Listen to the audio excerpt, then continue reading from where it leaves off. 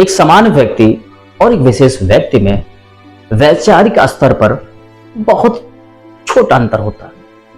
एक सामान्य व्यक्ति भी बहुत अच्छे अच्छे विचार रखता है, लेकिन वो सिर्फ अपने मस्तिष्क में रखता ही है, जबकि एक विशेष व्यक्ति वो भी अपने मस्तिष्क में अच्छे विचार रखता है, उसके साथ साथ वो उन विचारों को अपने व्यवहार में भी रखता है, जिसके कारण इन दोनों के व्यक्तित्व में बहुत बड़ा डिफरेंस आ जाता है।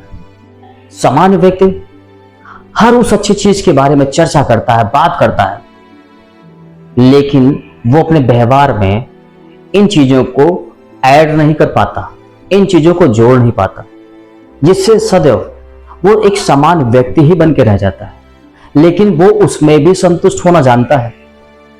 वो कहता है कि विशेष बनने के लिए ज्यादा मेहनत करनी पड़ेगी, नियम का पालन करना पड़ेगा, ज्यादा स्ट्रगल करना पड़ेगा, किसी विशेष लक्ष्य के लिए निरंतरता को फॉलो करना पड़ेगा।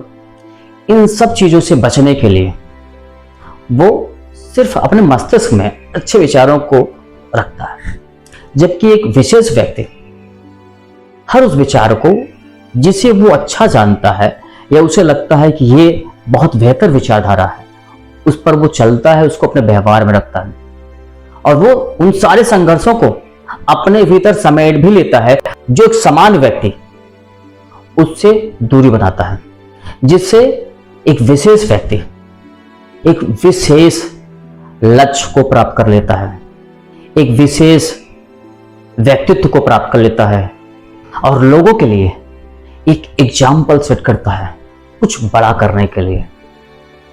इसलिए इनकी संख्या भी बहुत कम होती है, क्योंकि इसका संघर्ष अपने जीवन में जोड़ना ये सिर्फ और सिर्फ विशेष मानसिकता के लोग ही कर सकते हैं।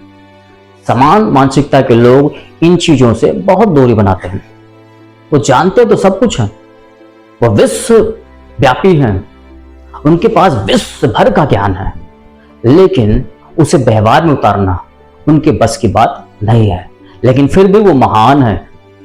अगर आप कुछ खास जानना और समझना चाहते हैं तो आपको किताबों की तरफ रुख करना ही होगा, अन्यथा आपके आसपास ये बहादुर लोग जिनके पास बहुत जानकारी है इस पूरी दुनिया की, वो आपको आगे बढ़ने नहीं देंगे।